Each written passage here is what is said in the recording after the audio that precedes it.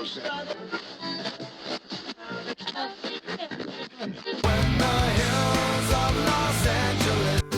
Angeles, I'm and most Hollywood nights. She goes to California, oh, California. What you say about Los Angeles? LA got the people saying,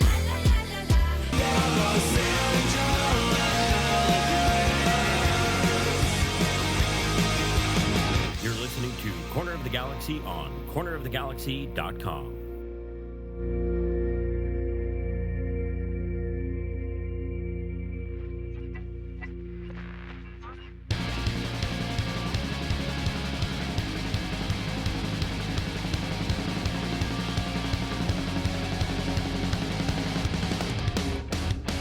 Welcome to Corner of the Galaxy on cornerofthegalaxy.com. I'm Josh Gessman, and on today's show, I'm going to take you back over the LA Galaxy 0-0 draw with the Colorado Rapids. We've got scoreless streaks and winless streaks piling up, and worst of all, boring soccer. Joining me to talk about the LA Galaxy is ESPN LA's very own Dave Denholm. But I'll also get you updated on LA Galaxy news, including the signing of Jack McBean and the confusion over how he was reacquired by the LA Galaxy senior team. And finally, we're looking ahead to the Cali Classico that takes place this Saturday in San Jose. You're listening to Corner of the Galaxy on cornerofthegalaxy.com, and it all starts right now.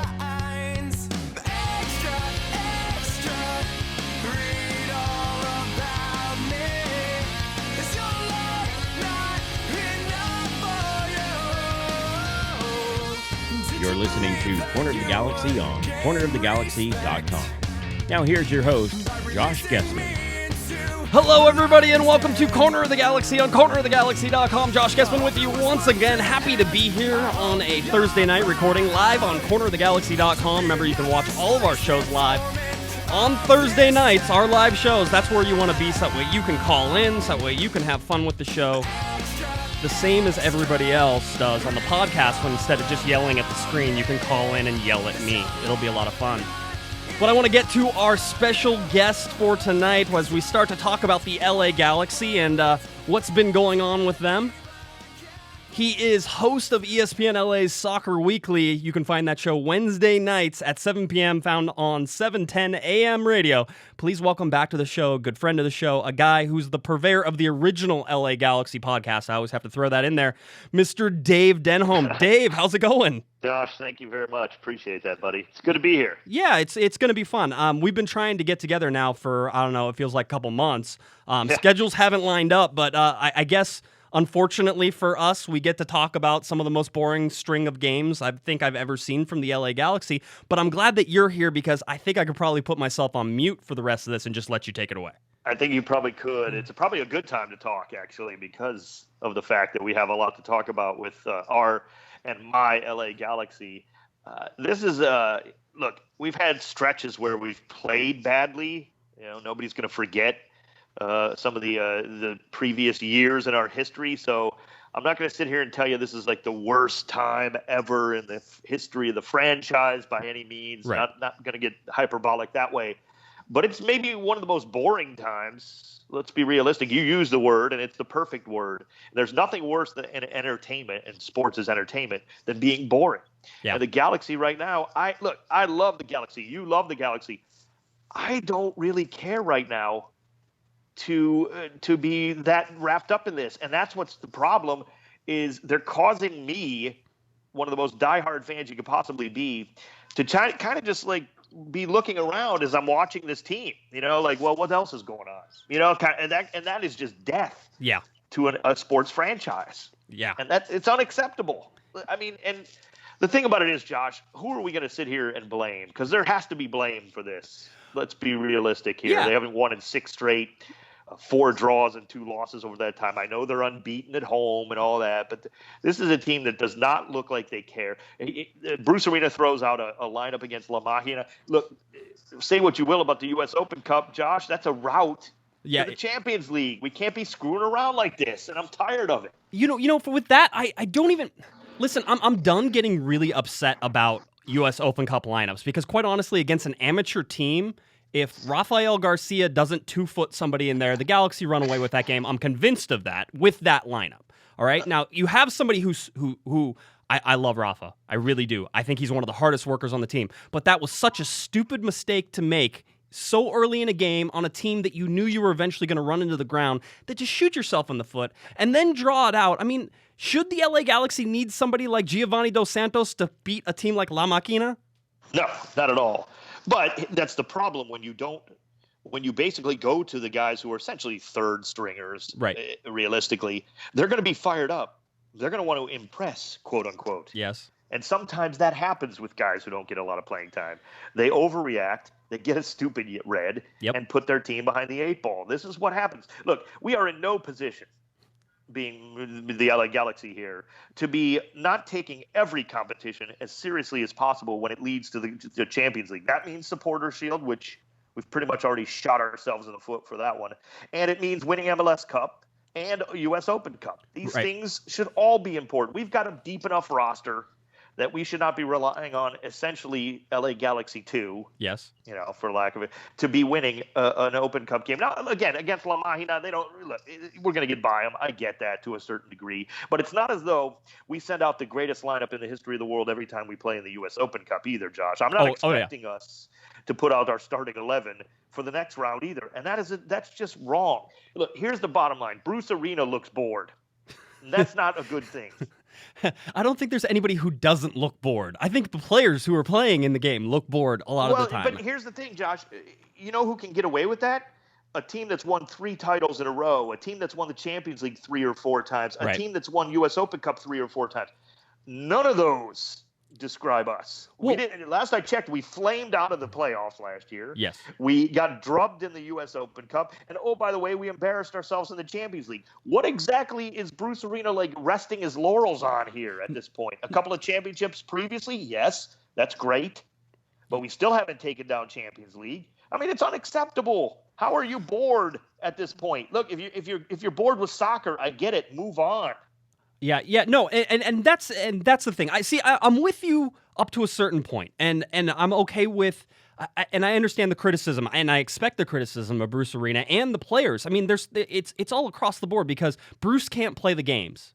All right, and if he's putting out the best lineup, which, by the way, the players that he's playing, especially against Colorado, you look at the players he's playing, who's available. He put the best possible lineup out there. Unfortunately, that best possible lineup includes Baggio Husidic playing a central attacking midfield role.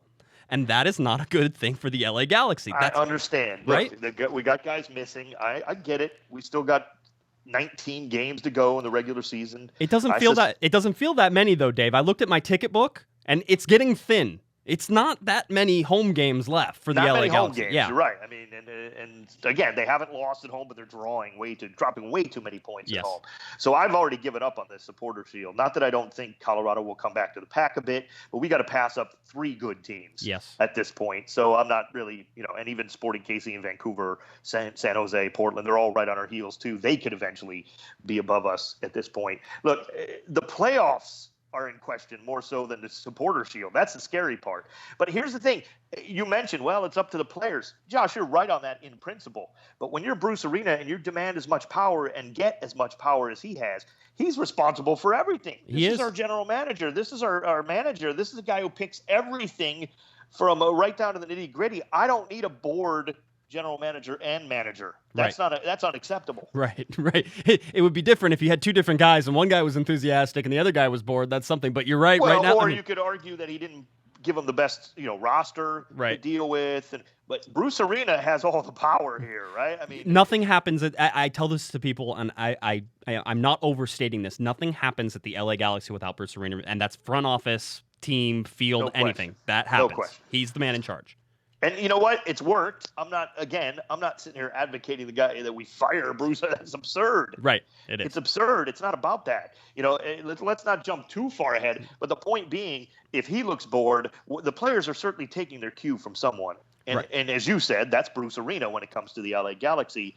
It's just not acceptable. We are not a franchise right now that is in any position to be kind of just coasting our way through a regular season. Well, and we talk about the guys who are missing, and clearly there are some, very key, important cogs to the LA Galaxy machine missing, and I understand that, and that's fine. But you also look at the guys who are still here, and I scratch my head, and I sit there and go, Bruce brought in people like Nigel de Jong, like Jelle Van Dam, like Ashley Cole, who was injured for this Colorado match, and Giovanni Dos Santos. You're talking about talent that every other team in Major League Soccer wishes they had, probably in the designated player spaces, and Bruce has 2 of those guys, 3 of those guys not even under designated player contracts. Yeah, I mean, 98% of the clubs in the world would want those guys. And they would be starters for them. Almost literally 98%. Yeah, I mean, look, Bruce Arena went out and got some good players. He addressed some needs too. Don't get me wrong, but again, that's what makes me think. I haven't seen these players not trying. Like, I haven't seen Nigel by any means. I'm not seeing Jelle Van Dam trying to pull his Lothar Matthäus impersonation here in MLS. He's working his butt off. He is. I got no problem with that. Giovanni Dos Santos, he had some injury issues. He's been working his tail off. These guys play hard. That's not the point, and that's a good sign. That's a good thing. And I got to give him credit for that. But something's just not clicking to where it's I can understand losing even. Right. In a good, tough game against Colorado, who are playing out of their minds. I referenced this on my show yesterday on 710. They were the Crapids to me for many years because they were so bad. Yep. But now they're just somehow, just from worst to first, which is amazing, but happens in MLS, I think, more than other sports, frankly. So kudos to them. But I could see losing a 3-2 thriller. Right. Or a 4-3 shootout, or even a 2-1 game that's just back and forth with some tremendous goalkeeping. I mean, I cannot abide by these games. This team is absolutely has both eyes on the playoffs, and you know what? That's when you get burned. And that's when it's not just about getting dumped in the playoffs. This team could miss the playoffs. Yeah, in a very competitive Western Conference, absolutely. And if they keep dropping points at home, absolutely, because we know that their road record is abysmal. You can't count on 3 points on their road record, so don't even let's not focus. I'm not saying that we shouldn't advocate for that. I took the Dave Denholm approach to that, is try to win every damn game on the road, because, you can tie 3 games on the road or win 1. Amen. Amen. And that's how you can do it. But, I get that, and I see it. And you can see that the Western Conference, with all those people building, especially with Colorado at top, I mean, you're talking about a team that shouldn't be at the top, but has put together a great roster. So Pablo Mastroeni, obviously, former LA Galaxy player for, I think, a year. Came over, used to be, by the way, roommates on the road with Jack McBean. Wow. So you had Pablo Mastroeni coaching the Colorado Rapids against Jack McBean, who got signed to an LA Galaxy contract. And I'm going to go into all the crazy stuff that happened with that a little bit later. But Jack McBean gets a start in this against the coach, who was his old roommate whenever they traveled on the road. So that was a neat little thing. But listening to Pablo Mastroeni talk, I got the sense that he understands exactly what he's doing, that he has a plan put together, that he had a plan put together to come and attack the LA Galaxy. And for the most part, if it wasn't for Brian Rowe, the Colorado Rapids would have executed that plan and beat the Galaxy 3-0. Because, I mean, maybe 3-1, maybe the Galaxy got on. I can't even say that. The one really good chance on goal was from Emmanuel Boateng in the second half, and if he has a right foot, he probably puts it into the back of the net, but instead he tried to step around the ball to his left foot, and it was just an awkward angle, and he didn't get as much on it, no altitude on the ball, and had a bunch of people in front of him. So, that was really the highlight. I will say this, though. I complained about Baggio Husidic, Dave, who I think can be a really good role player for the LA Galaxy, but that role is not in that central attacking midfield position when the LA Galaxy need a goal. It's more like, hey, the Galaxy are up 3-0. Let's give Steven Gerrard a break and throw Baggio Husidic in the central role and let him play some defense and run around in the center. And you saw the game change in the 61st minute whenever Steven Gerrard came back. And if I can really blame Bruce for one thing, it's that Bruce has absolutely no depth at that central attacking midfield role. There is not a player on the LA Galaxy roster who can play better than Steven Gerrard at his age. And with Gerrard getting hurt and not playing, that puts the Galaxy in a hole right now. Couldn't agree more. And that's no disrespect to Baggio, because he just can't play that position. He doesn't play that position. No. It's like he refuses to go forward because he's just not used to it. And he's just such a good, strong defensive midfielder that he just doesn't have that game. He's the reverse of Michael Bradley, if you will. Right. Everybody thinks Baggio should be going forward, but he really just doesn't have that. And I completely agree. But if you're going to rely on Steven Gerrard, as you said, to do that, well, then you're going to take your lumps. Yeah. It's inevitable over the course of a 34-game season. My problem is, and I'm not sitting here telling you that, Steven Gerrard's not going to contribute more. He is. I believe this team's going to start getting it together. Certainly, they're too good on paper, and I know that's the dreaded on paper. Right. But we got a ways to go. We'll figure it out. But again, it's not like we figured it out last year late and then went on to sweep everything and win. Like, we were terrible last year in the postseason. Why do we assume? Even with all these additions, the way we're playing, why do we assume we're going to be like this favorite to win the cup? There's just no way. The only thing that I can sort of say to counter that is that Bruce Arena's LA Galaxy teams, besides outside of 2011, seem to wake up late. And I don't want to rely on that, but I also don't want to completely ignore that, because we've seen it, Dave. We saw the teams in 2012 come alive in the second half, and by the time the LA Galaxy were hitting the playoffs, you were like, hey, they're going to win. They're going to win the championship. You already knew it because of how well they were playing towards the end of the season. But Josh, here's the only problem with that. We haven't done it without Landon Donovan yet either. That is because 2014 was the last year that they turned it on in the second half. They turned it on, and that was it. Certainly that was unbelievable, and that was great. And it was, what a story. I loved it. But we haven't done that without Landon on the pitch yet. Now, again, it's only been 1.5 years, so I'm not sitting here ready to, ground the ship into a reef here and throw everybody overboard by any means. However, it's troubling, and the thing about it is it's troubling because professional sports in general are extremely competitive. MLS, no less so. Right? It's almost more competitive than some other leagues. You just can't afford to be giving away years to your fan base, as loyal as we are and as desperate for continued success as we are. Look, we saw some dry times, but we've been very successful, make no mistake. And we demand it, and that's the way it should be. That's exactly what we should be getting, and that's what AEG demands and should be demanding from this team every year. Well, and that's that gets into some of those points. Is yes, you have to demand the excellence, and in a competitive LA market. And if you don't think that Los Angeles getting an NFL team didn't make it more difficult for people to go to LA Galaxy games, it's going to have an effect. LAFC is going to have an effect. Amen. Josh, it's scaring me. That's part of the reason I'm talking like this that you just brought up. You've nailed it. Because in the back of my mind, and I haven't really even said this out loud much, LAFC is scaring me. Not because I think they're going to be fantastic in their first year or two or three. I don't think maybe. Because expansion teams don't do well. So I'm on the same boat as you, yes. But they scare me because this is not Chivas USA that everybody thinks is going to be. It's not even close. Yeah. They're going to spend money, and they're going to make a splash. Yeah. And if we're just a lazy organization, frankly, if that's what we become, and we have kind of lazy, undertones to us at times. If we're a lazy organization, then we're going to get burned, and it scares me. I can see where the stadium's going to go for this LAFC team from the window I'm looking out now. Essentially, oh, you poor man. You're going to have to walk by that all the time.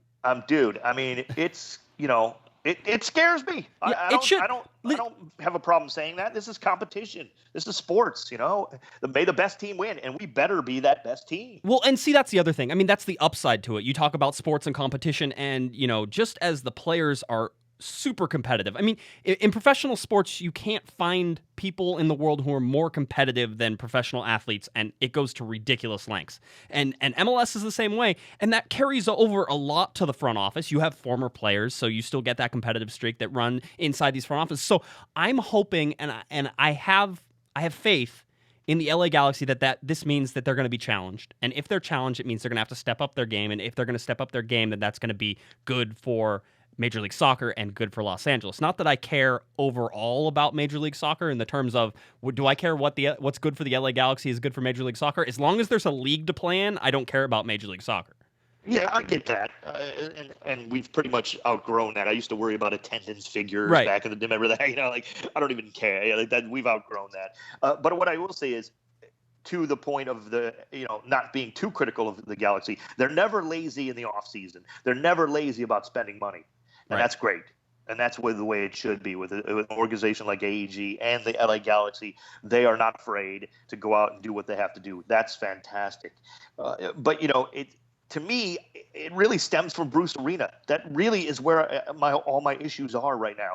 I would even love if Bruce just addressed the media occasionally and told us how bad his team was playing and said that they were a mess. And, instead of just this constant, down talk to the media, oh, yeah, boy, we ought to just abandon the whole organization now. Don't give me that. Yeah. Stop. That's too smug. And I know that's Bruce's act. It is. But come on, dude. No. I mean, at some point, just tell us, look, we were terrible.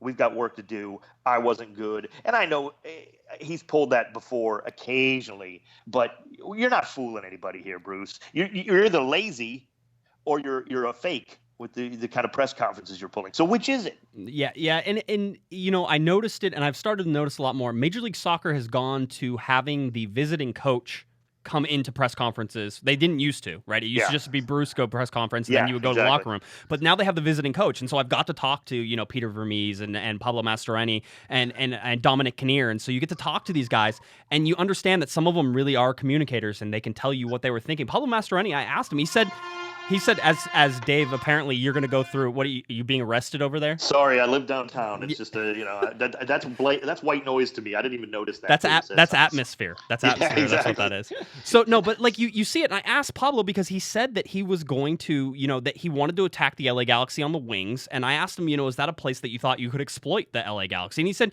yes, but more specifically that in Major League Soccer, they score more on crosses than in any other league. And so he likes to get cross and get the ball in and see what happens. But you can see the game plan. Everybody has the same game plan against the LA Galaxy right now, which is let the LA Galaxy have most of the possession. Although Colorado, by the way, split possession with the LA Galaxy, basically 50-50.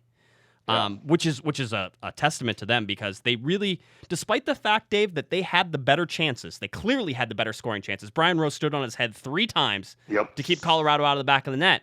The LA Galaxy had more of the dangerous possession because Colorado was quick. That's a good point, but it speaks to the fact that if a team starts to get possession on us, look out. I mean, we have no shot if we start losing the possession battle. But it also speaks to the fact that look at a guy like Pablo Mastroeni. Realistically, he has been spot on in the first year after being dreadful in the first year. And now this year he's been spot on. And it goes to what he's talking about with the crosses, Josh. They got a guy like Skelzen Gashi coming from overseas, the Albanian, who's been playing in the Euros, and I've watched in Europe, with my job at Fox. And he was perfect for them. He's a garbage man. He's not fast, but he knows where the ball's going to be, especially on crosses and free kicks. And he knows somehow where the ball's going to end up. And he's got those instincts, and that was brilliant. That's brilliant work by Colorado. And I don't know how much Pablo had to do exactly with that, if it was 100% him or their front office. But that was a great piece of business, and just how quickly you can turn things around if you're really sharp in MLS.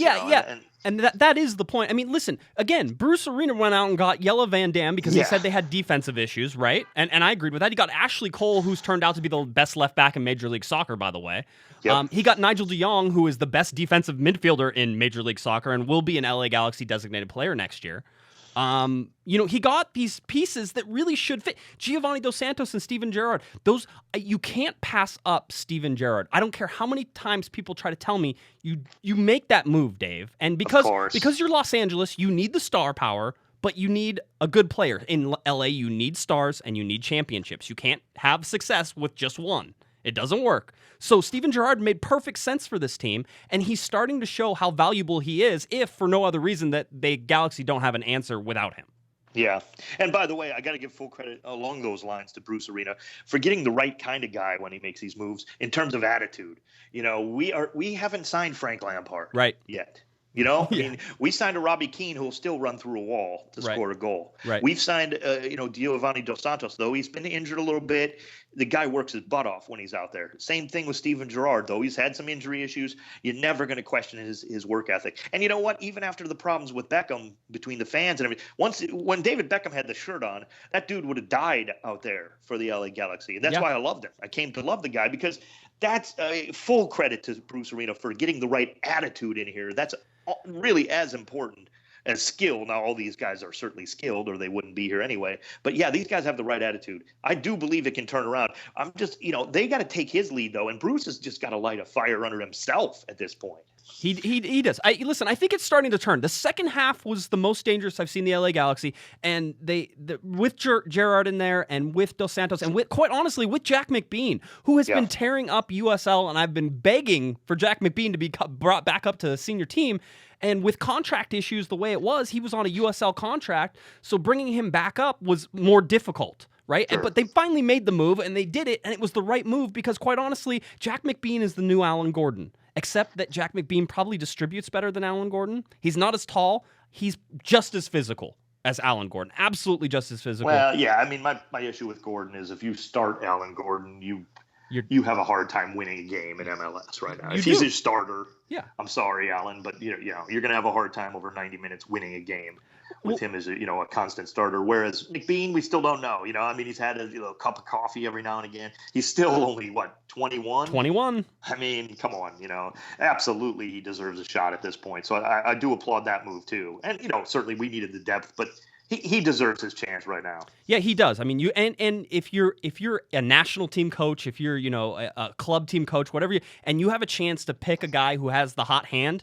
Pick the guy with the hot hand. This is what just drives me crazy about national team coaches that don't find the one guy who maybe has never been called in the national team camp but is tearing up a league and is available for your selection. It's like, listen, this guy thinks everything he touches is going to go in the back of the net. You want that guy in your team. Absolutely. Put him on the team. And that being said, though, this is really his shot. Is McBean? Is he an MLS guy? Is he a guy who can develop into a very good MLS player? Or is he Brandon Wood from the old Angels days back in the day when he was like a 4A player, who never could quite translate? And again, McBean certainly has not had his full chance yet. No. I'm not advocating that. But when he gets his shot, he's got to do it here. It's all well and good. This guy looks like he's out of his element and playing for LA Galaxy too because he's too good. He is. But okay, you've proven that. In other words, he doesn't need more time down there. However, you got to now do it when it counts. Yeah, and I say that about a lot of players. A lot of people advocate for Jose Villarreal to get more playing time, and I like Jose, but I've watched him play with LA Galaxy too this year. Yeah, he's another player that I think he's probably, whenever he's playing well, which I don't think he's playing well right now, but when he's playing well, he's too good for USL. He is. Okay, I don't disagree with that, Josh. My problem with Jose Villarreal has always been, and it's not his fault, he can't separate. He's not quick enough to play. He's got the brain for it, and he's got the skills, but he just is too slow. Yeah. So he's never going to really be able to translate, but he's too good for USL. He is the ultimate 4A. There he is. Minor league baseball player. That's a perfect example. Yeah, and that's what I think about him every time I see him is I go, too good for USL, not good enough for Major League Soccer, at least not for me. And lots of people disagree with me, and I'm sure it would have been nice if Dave, have you and I disagreed on this one point because it's probably one of the most contentious issues that the fan base pays attention to right now. Well, he's not a starter. I think he can certainly, provide minutes, but that's a big deal. We're not looking for that right now. So. No, you need starting players, and you need to see, what you're going to get. I think, listen, when the LA Galaxy finally get Gyasi Zardes back, of course, the U.S. men's national team playing in the third place game in Copa America, whenever you get Robbie Keane, who was 8 minutes away, if you're a club before country kind of person, he was 8 minutes away from coming back to the LA Galaxy, and that he was getting ready to be subbed on, and then Ireland scores, and they go on, and they're going to play France coming up. So, a little disappointing, I guess, if you're an LA Galaxy fan, but good for Robbie Keane because, Dave, I think this is his last international tournament, and it would be good. I want him to go as far as he can because of it. Yeah, exactly. I suspect it is his last tournament, and so does he probably. So, yeah, I mean, I hold no ill will towards that if Ireland makes a deep run. But, if they get dumped, I'm not going to be upset with that either. No, I'm not. I'm an Irish fan to the point where I really want Robbie Keane to succeed. Other than that, though, as soon as he can get back would be great. And quite honestly, despite what many people think, because my focus is solely on the LA Galaxy, 90% of the year, is I'm okay with Gyasi Zardes coming back as soon as possible as well, because the LA Galaxy need his work rate, his energy, and what he's been able to do. And quite honestly, I think him coming back from the U.S. men's national team, he was one of their best players over this tournament. I can't wait to get him back to the LA Galaxy because I think he has the confidence now, and I'm really excited to see what he can do. Well, it's an interesting battle, the club versus country. I am still torn. I'm still very torn by that. As much as I love my LA Galaxy, I know. And they are my LA Galaxy, it's USA. only because we haven't won the World Cup or we haven't, you know what I mean? Like, Right. And I've got the Galaxy are dominant, which is great. And like, I feel that, and I want it every year. Don't get me wrong. But the World Cup, I want that in my lifetime too, so. Yeah, I know. And I'm with you there. I'm not going to say that I certainly don't think about it, but I'm still, listen, it's really the fact that I have no time for any other teams besides the LA Galaxy because this is exhausting. And so U.S. men's national team I can watch and I can cheer, but Giassi's artists, get back here and play for the LA Galaxy. All right? That's for me. Dave, all right, we're almost out of time here. I wanted to give you a chance, tell people where they can find you on Twitter, and then pitch your show one more time because, I'm a listener, so please. Josh, I appreciate it. I love Corner of the Galaxy. You guys are great. You've been a friend of mine for a long time, both on and off the air, if you will. And I'm at Talk Soccer. Pretty easy there on Twitter, at Talk Soccer. And you can also, I link up to the show there and everything. But it's if you're not in Los Angeles, you can hit that up at ESPN Los Angeles or ESPN LosAngeles.com. And that's Wednesdays. Soccer Weekly. They've been giving me a half hour to talk soccer, which is fantastic. And you can't complain for that for a market like LA.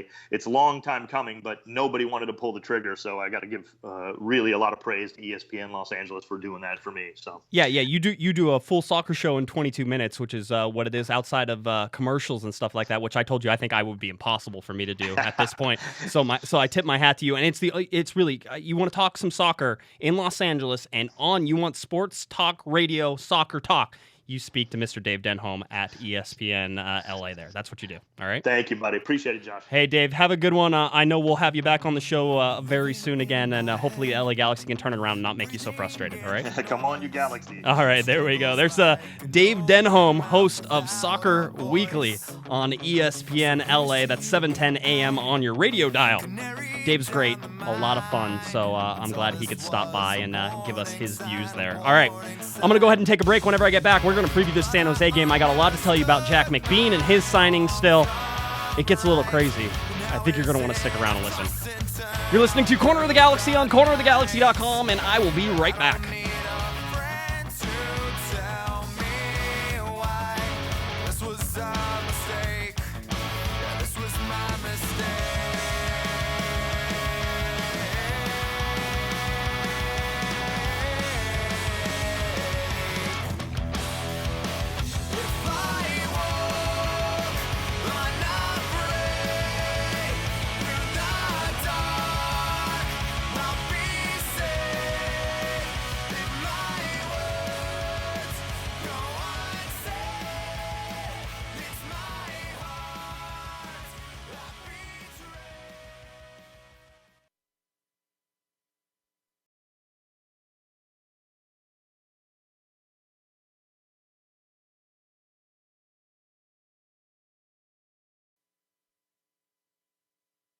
We are Guys in Short Sports. Galaxy came back, scored a nice team goal. What's Beautiful a team goal? It comes off of one person's foot. We're part sportscast, I don't think Babe Ruth ever hit a home run into a waterfall. Then he never played in a real stadium. part backyard barbecue, USA! and all LA sports. Dodger Stadium has a tradition also. They've hosted 8 World Series. Guys in Shorts, bringing you everything you need to know in LA sports. I think we should use Chloe as our barometer. And some of the stuff you probably didn't. How did we get there? Guys in Shorts. Find us on iTunes, SoundCloud, and Stitcher.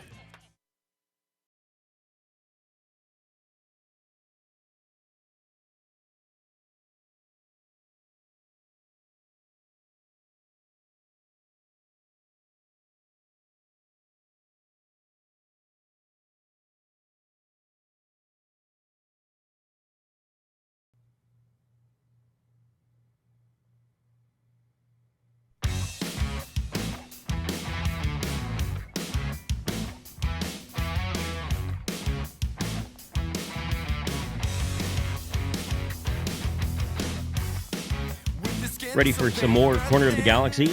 Don't forget to head over to the website for all the latest podcasts, news, and more. Visit us online at cornerofthegalaxy.com. Hey, this is Chris. This is Eddie. This is Jason. And we're from Back Pocket Memory, and you're listening to Corner of the Galaxy. Welcome back to Corner of the Galaxy on cornerofthegalaxy.com. Josh Gessman with you once again. Great having Dave Denholm in that first segment. Always great to talk to Dave. I enjoy it. But I wanted to go over a couple more things. I know we went a lot of big picture stuff with Dave. I do want to hone in a little bit of the details of the LA Galaxy 0-0 draw with the Colorado Rapids on Wednesday night. Midweek game before a Saturday night Cali Classico up in San Jose at Stanford Stadium. More than 50,000 people expected to be there for that game, so that'll be a big game. But with Colorado 0-0 draw, listen, things aren't as bad as they look in terms of when you stare at all of the numbers that came from this, and whenever you look at 302 minutes of scoreless soccer for the LA Galaxy. Now, the last time they scored was in the Montreal game. Remember, that was a game that they lost. All right, so don't take too much of that, the 302 minutes, because the Galaxy finally developed some chances. In fact, they had as many chances on goal as the Colorado Rapids did. They were a little more accurate with their shots. Jack McBean had a great turn and shoot that was from long distance that looked really good. I really like Jack McBean playing in this game. I thought Giovanni Dos Santos didn't live up to billing in this particular game, and I'm not going to get on him for that because he was injured, and Bruce Arena even said that he probably played 10 minutes too long in this particular game, but it was what it was, and you needed to play him, and he needs to get back into shape, and he needed those minutes. So that's fine. I'm still okay with that. I'm not disappointed in Baggio Husidic, although I thought his performance was horrible because I don't think that's his position, and I think I made that already clear when we were talking to Dave. So I'm not upset about that. I am upset a little bit at Sebastian Lletget. I'm upset a little bit at Emmanuel Boateng, and, other than that, Nigel de Jong played well in central midfield there. I thought Jelle Van Dam and Daniel Steres played pretty well. The Galaxy got caught out a couple times. In fact, Brian Rowe, like I said, had to stand on his head for 3 or 4 times in order to keep the LA Galaxy in this game. So there were some defensive issues. I didn't think AJ De La Garza had his best game. That's okay. I thought Dave Romney played fine. Dave Romney coming in for the injured Ashley Cole. Unknown injury for Ashley Cole. It seems like it's minor in severity, and that he will be back on the LA Galaxy roster very shortly. That's at least what my understanding is, all right? So with all that being said, I wasn't completely disappointed in this game. I know people are disappointed. I know you're upset, and I understand it. I'm not dismissing you, but I'm telling you that what I've seen, I saw the LA Galaxy play against Sporting Kansas City. I saw him play against Toronto. I saw all these things. And this wasn't as bad as some of those things. This was okay for me. I was okay with this performance. It wasn't a great performance, but number one, a team in soccer, a team that doesn't lose a lot, a team that stays very compact in the back, puts a lot of people behind the ball, does very well on the counterattack, and the LA Galaxy shut them out as well. Look at it from that side. Brian Rowe got the LA Galaxy their 3rd shutout of the season. Brian Rowe is the goalkeeper that everybody thought he possibly could be. He is that guy. You wanted him to make big saves. He made 3 or 4 big saves, stood on his head. That's what you want from Brian Rowe. I need more out of that central attacking midfield position. If I get that, if you can give me more out of that Steven Gerrard role, and whenever Gerrard came in, you saw the difference. All right? If you can give me more of that, I think this LA Galaxy team is just fine. Give me back Robbie Keane. Give me back Gyasi Zardes. Make it difficult for me to pick a lineup with all the people who are coming in. I want Gyasi Zardes back in this lineup because I want possibly to put him into an outside midfield role. Let him run up to the front line. I'm okay with that. I'd love to keep Jack McBean in this lineup. I don't think that's going to happen when Robbie Keane comes back. I think Jack may come in off the bench, but would you rather have Jack McBean coming off the bench or Alan Gordon? For me, right now, I'm taking Jack McBean. I want to gamble a little bit younger. I've seen what he can do in USL. I want to see if he can match that in Major League Soccer. So I'm not disappointed in this game. I think this game was a good stepping stone to sort of getting something back. And we asked who was going to step up. Who's going to step up whenever all these guys are gone? And in this game, it's probably Steven Gerrard who stepped up. His presence made Sebastian Lletget's great cross that found Emmanuel Boateng for the best shot the LA Galaxy had. That's what happened when Steven Gerrard came in. Gerrard found Boateng again in the middle, and Boateng almost got to a ball that was eventually grabbed by Zach McMath, the Colorado keeper. So you put Steven Gerrard back in there, and not because I think he's the best central attacking midfielder, but he's the best one for the LA Galaxy right now. And if that's the case, that's fine. I'm okay with that. I want to see him play. He needs to stay healthy. The LA Galaxy need to start getting momentum because, quite honestly, Dave said Supporters Shield is out of it.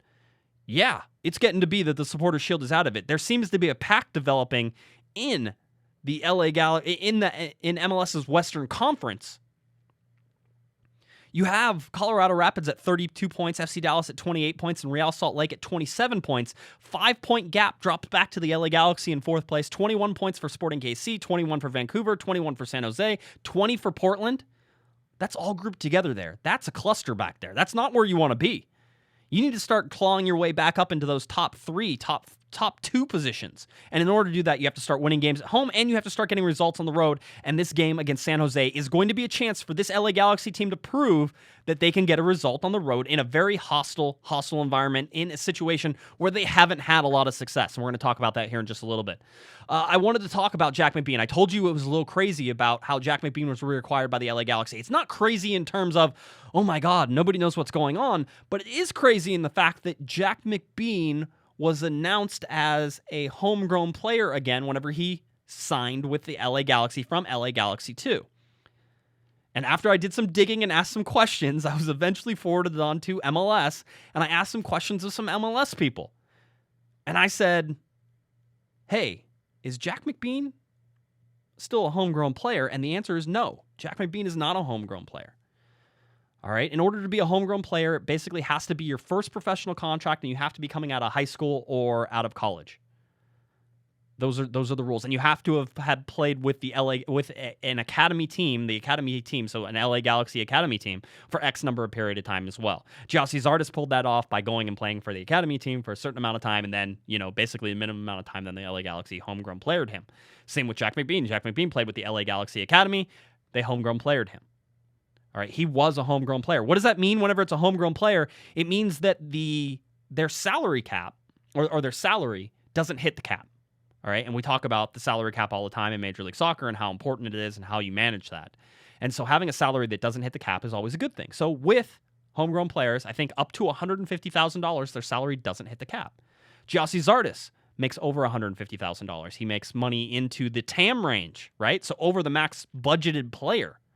Okay, and whenever you look at that, you have to look at TAM that comes into effect and the homegrown player status of $150,000. So up to $150,000 doesn't hit the cap. Then Giassi Zardes goes over that hits the cap, and then the overage that's over the max budgeted player gets taken off the cap with the targeted allocation money. I know, Major League Soccer is fun. But what that means is Jack McBean was a homegrown player. Whenever the LA Galaxy released him and he signed a USL contract for LA Galaxy 2, that negated his homegrown player status from then on out. So Jack McBean is not a homegrown player, at least according to Major League Soccer. And it wasn't, and I'll say this, I'm not going to throw anybody under the bus. It wasn't the Galaxy's fault that they listed him as a homegrown player in the press releases. All right, so it was a matter of everybody figuring out what was going on with Jack McBean and how that went. But Major League Soccer was part of that. All right, and part of that discussion. So now it looks like it has been ferreted out. I don't know how I get myself into these things sometimes. I just ask a question, and next thing I know, I'm talking to Major League Soccer. But it's been ferreted out that Jack McBean's not a homegrown player. Does that mean anything? Does that mean the Galaxy are suddenly in cap trouble?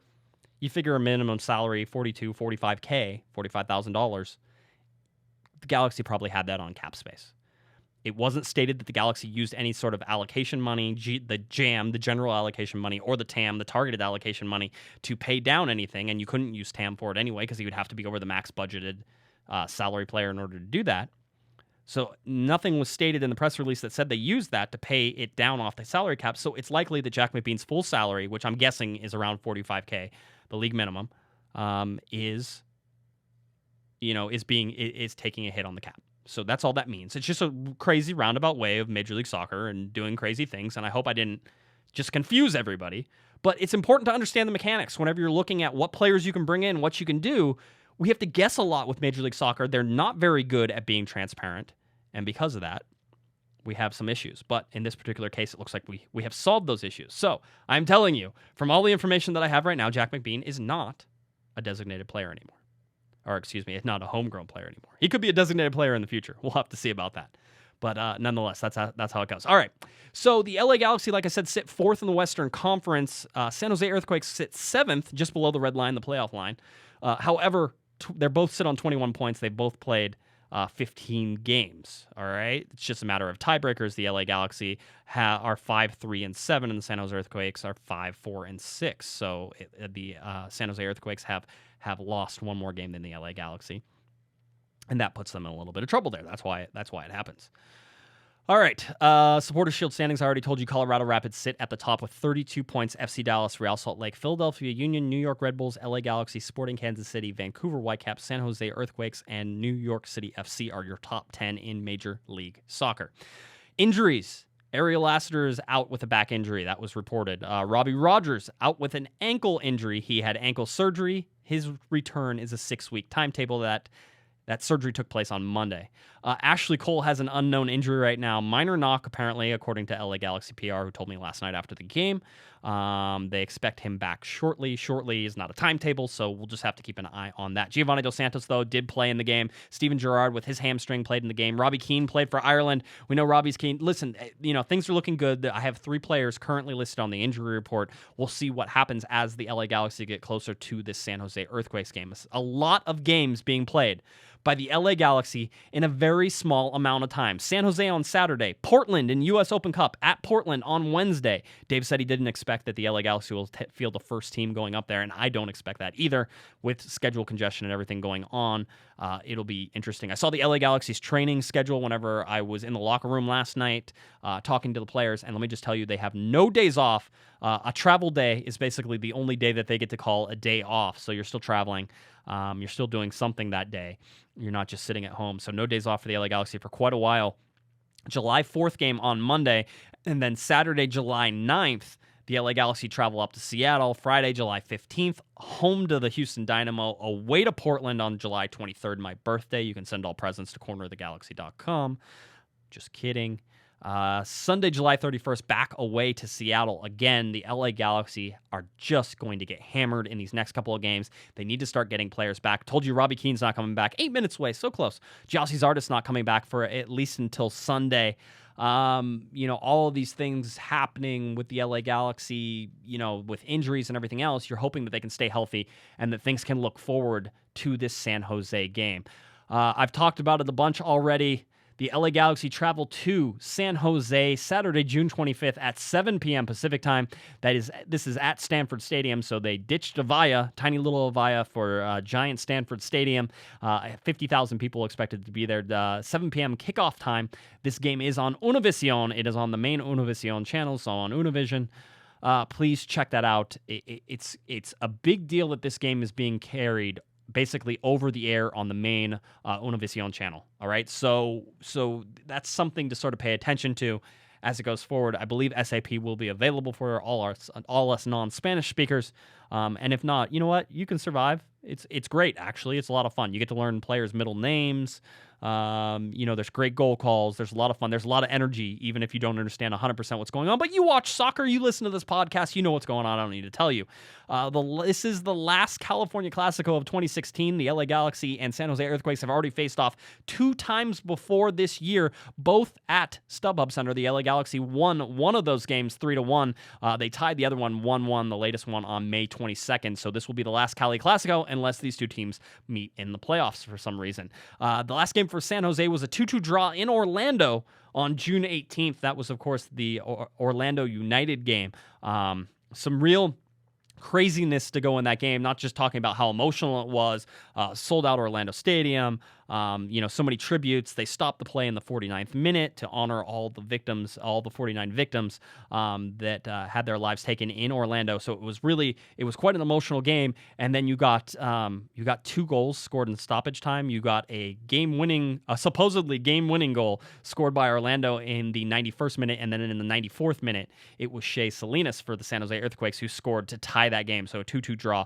Really interesting to see that game. And now they come back and play the LA Galaxy. They did not have a midweek game, so San Jose a little more rested than the LA Galaxy, and the Galaxy have to travel, but it's only a 45-minute plane ride. Shouldn't be too bad. But this is interesting. The Quakes had their winless run extended to 4 games, and of course, we know that the LA Galaxy are on 6 games winless, and the LA Galaxy haven't scored in 302 minutes. I'm trying to think. The Quakes won both home meetings between these teams last season. That includes a 1-0 win at Avaya Stadium in the first match played there between the clubs, and the Galaxy have won just once in their last 12 regular season meetings in Northern California, and that spans across 4 stadiums. All right, that's something. I told you the LA Galaxy haven't had a lot of success in San Jose. You want a rivalry, this is it. San Jose should beat the LA Galaxy on the weekend if history repeats itself. But I also feel like this LA Galaxy team is a little hurt right now as far as the fact that they haven't scored in a while. This could be a breakout game for the LA Galaxy. I don't want to say it will be, but it could be. Remember a year ago, the Galaxy claimed a 5-2 win over the San Jose Earthquakes on June 17th at StubHub Center, and that was the most goals scored in a league game in the 20 seasons of the rivalry. So 7 goals, the most scores ever scored in this rivalry game.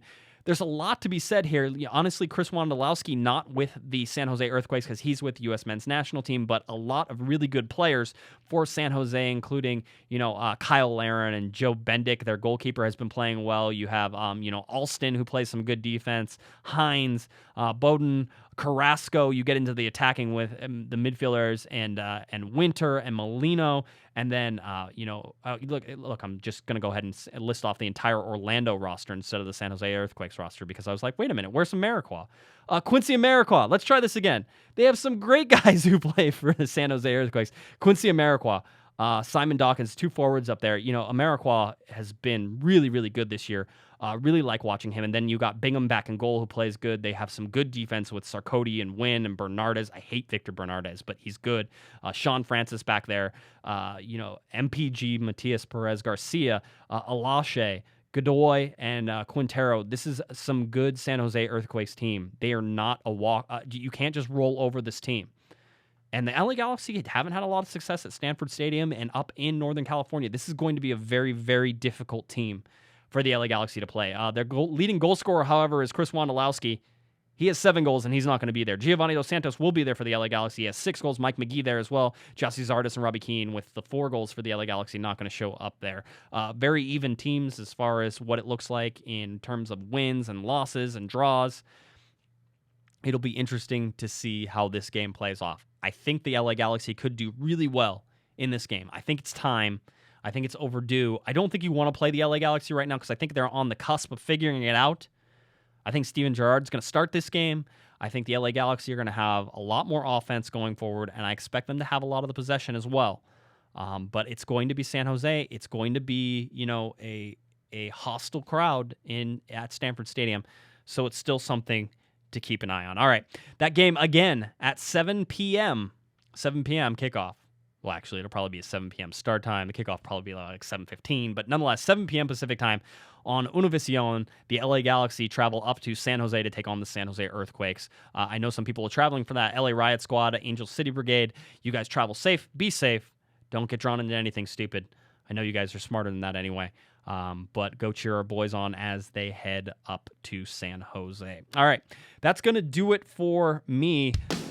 Great having Dave Denholm again. Soccer Weekly, ESPN LA, 7:10 a.m. Check him out, 7 p.m. on Wednesday nights. At Talk Soccer on Twitter. He's a great follow. He's a lot of fun, and he really does love the LA Galaxy, and he was the original LA Galaxy podcaster. All right, so give him some props there. Always great to have him on.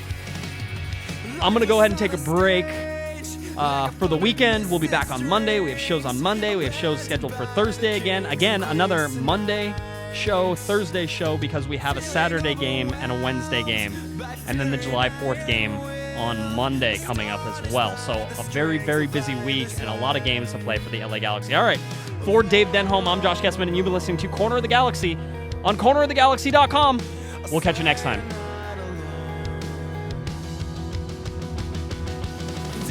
You've been listening to the Corner of the Galaxy podcast on cornerofthegalaxy.com. You can follow the show on Twitter and Instagram at Galaxy Podcast. And be sure to check out and subscribe to iTunes, Stitcher, and Facebook by searching for Corner of the Galaxy. And for all of your independent LA Galaxy news, discussion, and entertainment, including this podcast, head on over to cornerofthegalaxy.com. Fans, thanks for listening. We ask that you be kind and courteous to your neighbors as you leave the podcast. We thank you for joining us and look forward to seeing you again. Until then, I'm Michael Araujo, and on behalf of the entire Corner of the Galaxy crew, goodbye, everybody.